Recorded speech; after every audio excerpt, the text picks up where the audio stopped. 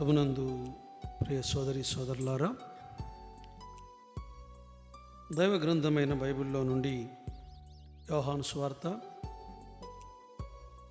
3వ అధ్యాయం 16వ వచనాన్ని మనం చదువుకుందాం.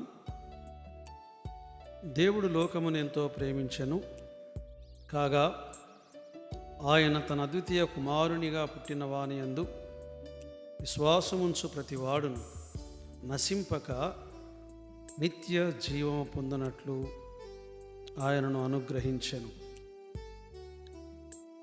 ప్రియులారా, మనం చదివిన లేఖన భాగంలో దేవుడు అనే మాటను గమనిస్తున్నాం. దేవుడు ఎవరు? Who is God. లోకము అనే మాటను గమనిస్తున్నాం. సో లోకము ఎలాంటిది?